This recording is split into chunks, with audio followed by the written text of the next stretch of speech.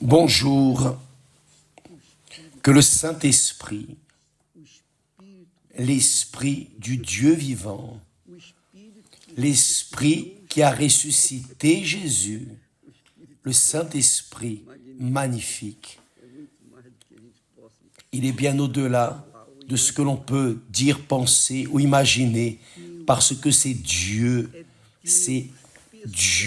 personnellement, à l'intérieur de ceux qui croient en lui véritablement, qui croient de tout leur cœur, de toute leur pensée, avec tous leurs sentiments, de toute leur âme, c'est tout. Donc, quand la personne croit véritablement, elle se livre, elle assume la personne en qui elle croit, comme le mariage. Anciennement, le mariage était ainsi. La personne assumait l'autre personne pour le reste de la vie, dans la maladie, la santé, dans les problèmes, sans problème, dans tous les sens. Anciennement, le mariage était ainsi. Les personnes se mariaient parce qu'elles croyaient, et parce qu'elles croyaient, elles se mariaient. Et là, elles devenaient une seule chair, un seul corps. Et c'est ce qui se produit quand la personne reçoit le baptême du Saint-Esprit. Elle reçoit Dieu lui-même en elle, le Très-Haut lui-même en elle, pour la guider en accord avec sa volonté. Quelle merveille! Si seulement j'avais les paroles, si seulement j'étais comme un poète et que je pouvais dire cela en termes de poésie, j'aimerais avoir des mots pour pouvoir convaincre les personnes de ce qu'est le Saint-Esprit en nous. Mais comme je suis un être humain, un ver, alors nous restons limités à ce corps, à cette chair, comme l'apôtre Paul appelle de corps du péché, que nous portons jusqu'à la mort. La mort, non, jusqu'à notre promotion céleste. Mais tant que nous sommes ici, nous nous efforçons pour essayer de mener aux personnes ce que le Saint-Esprit nous a donné. Et là vous dites, mais évêque, j'aimerais avoir le Saint-Esprit, je veux avoir le Saint-Esprit, c'est ce que je désire le plus dans ma vie. Et pourquoi cela n'est-il pas encore arrivé? Pourquoi est-ce que cela n'est pas encore arrivé? Mes amis, cela n'est pas arrivé, ce n'est pas parce que la campagne du jeûne de Daniel n'est pas terminée. Non. Ce n'est pas parce que vous n'êtes pas encore allé au mont Sinaï, non. Ce n'est pas parce que vous n'êtes pas à l'église, non. Ce n'est pas parce que vous ne méritez pas, non. Parce que lorsque j'ai reçu le Saint-Esprit, moi non plus je ne le méritais pas. Personne ne le mérite. Imaginez comment un être humain, un homme, une personne, un ver, une maison d'argile, peut-elle recevoir le Très-Haut, le Créateur, l'excellent Créateur, le Tout-Puissant en soi? C'est impossible, mes amis. Cependant, Jésus a dit, ce qui est impossible à nous, hommes, est possible à Dieu. Tout est possible pour lui. Et pour ceux qui croient en lui, non qui méritent. Évêque, donnez-moi alors le secret, donnez-moi l'indication. Oh, ce n'est pas la mienne. Le conseil, l'indication est de Dieu lui-même. Il dit comment vous devez faire, ce que vous devez faire pour recevoir le Saint-Esprit. Voyez, il a dit,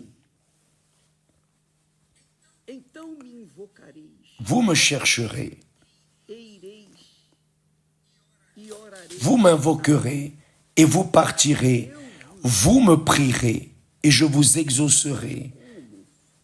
Mais comment? Comment, Seigneur? Je t'invoque. J'ai prié, je suis allé à l'église. Et tu ne m'as pas encore entendu, écouté. Et là, il continue et il le dit. Vous me chercherez. Faites attention. Vous me chercherez et vous me trouverez. Vous me chercherez et vous me trouverez. Quand? Si vous me cherchez de tout votre cœur.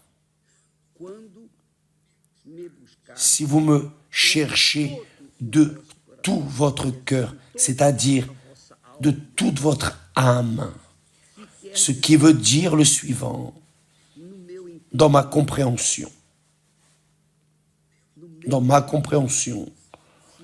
cela veut dire, je dois chercher le Seigneur de toute mon âme, c'est-à-dire tout mon cœur, c'est-à-dire tout le trésor que je porte dans mon cœur. Je dois le mettre de côté. Je dois me dépouiller du trésor qui est dans mon cœur, que ce soit la mère, le père, les enfants, que ce soit les choses de cette vie, les conquêtes matérielles. Je me souviens, juste à titre d'exemple,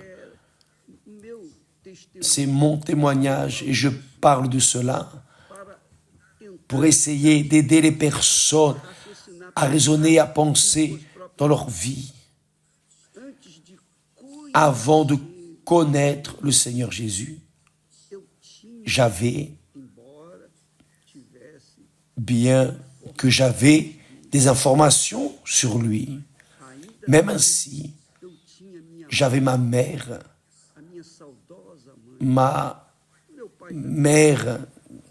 mon père aussi, il m'a enseigné à craindre, à avoir la crainte.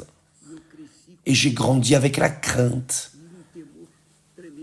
Et une crainte très grande pour lui. Mais maman, ma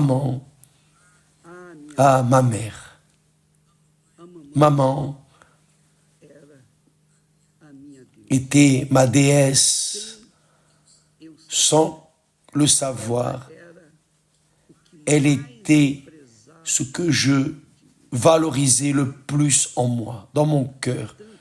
C'était tellement que dès que j'arrivais de l'école, de n'importe quel endroit, la première chose que je demandais, c'était « Où est maman?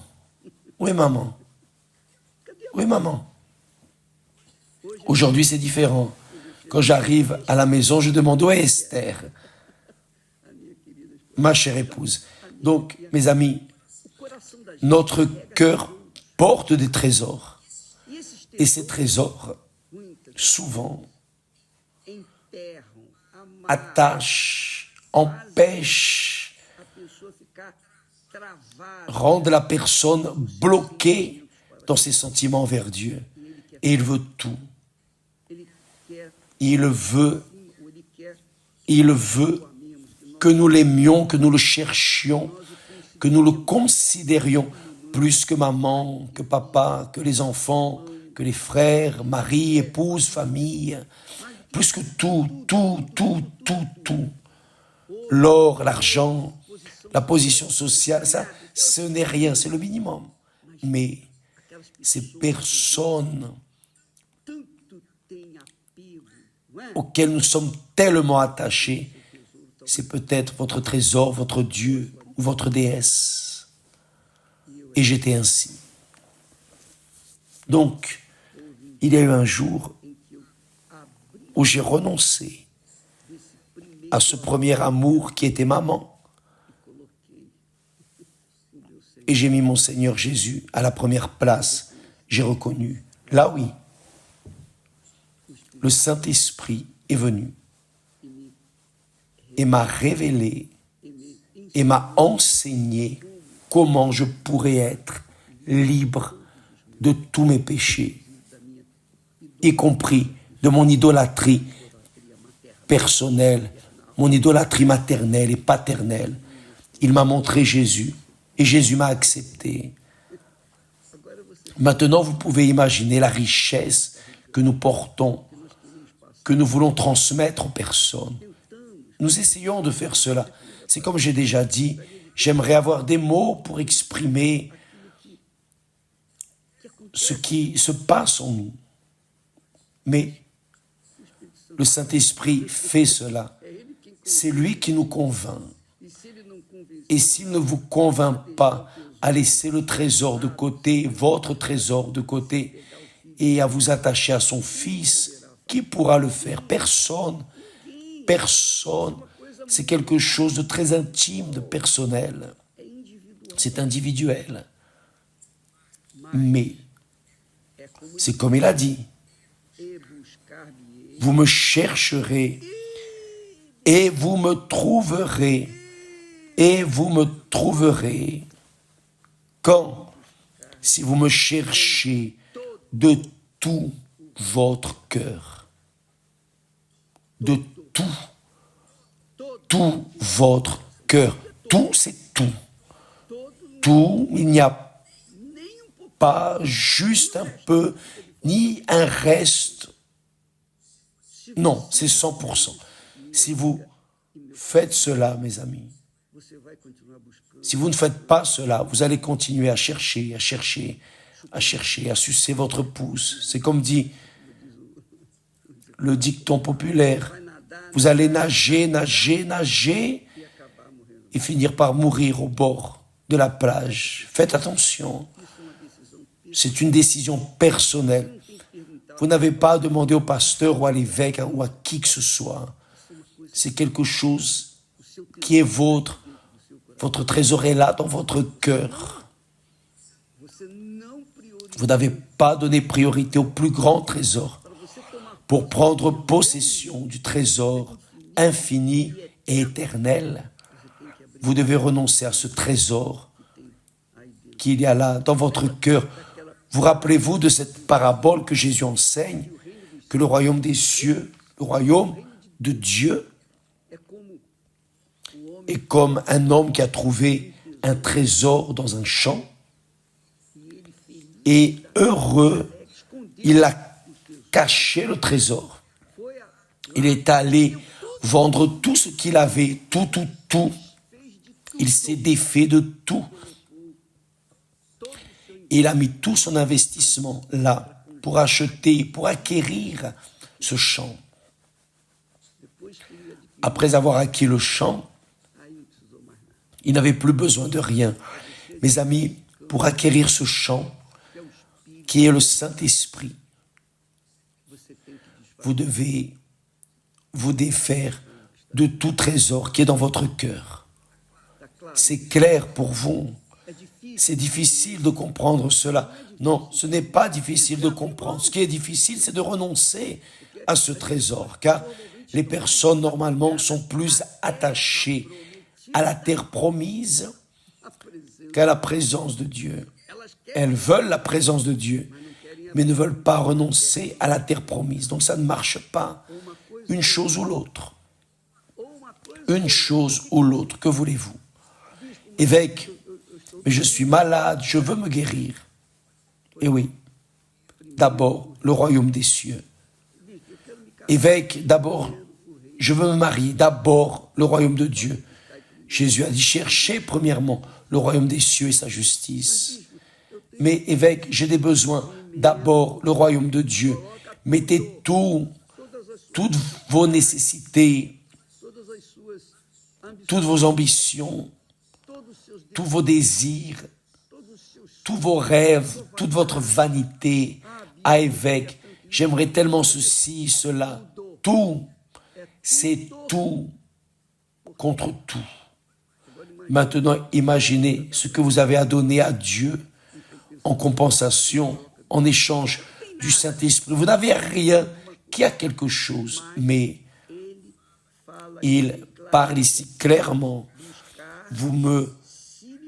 Si vous me cherchez de tout votre cœur, vous me trouverez si vous renoncez à votre trésor qui est là, dans votre cœur. Jésus a dit, là où est ton trésor, là sera ton cœur. Donc, vous devez prendre votre trésor et le disponibiliser, y renoncer pour que votre cœur soit complètement livré, libre de vous-même et que vous puissiez alors l'avoir occupé de l'esprit de la gloire de Dieu. Paul dit que le Saint-Esprit est le trésor, c'est l'or pur, comme un or pur d'Ophir dans des vases d'argile, qui est notre corps. Même ainsi, le Saint-Esprit est miséricordieux.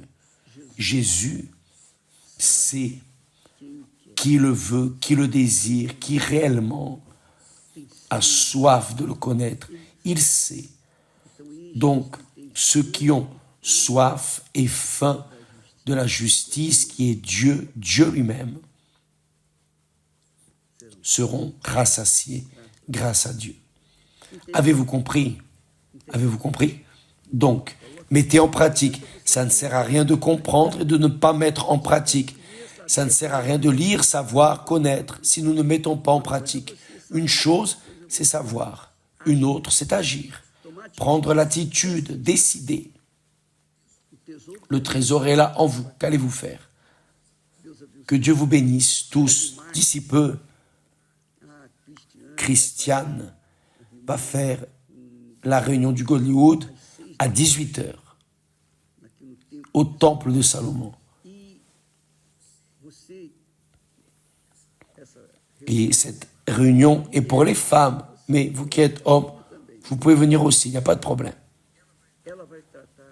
Elle va traiter précisément de ce sujet. Venez, vous allez voir ce qui arrivera. Parce que le Saint-Esprit a plus de désir de faire sa demeure en vous que vous n'avez le besoin. Pouvez-vous imaginer cela? Que Dieu vous bénisse tous au nom du Seigneur Jésus. Et n'oubliez pas, venez à la recherche, venez avec soif de recevoir le Saint-Esprit. Aujourd'hui, au Gollywood, à 18h, ou demain, dans la réunion, dans toutes les églises universelles, la réunion du Saint-Esprit. Que Dieu vous bénisse tous et que le Saint-Esprit vienne illuminer votre compréhension pour que vous puissiez suivre sa voie. À demain, grâce à Dieu.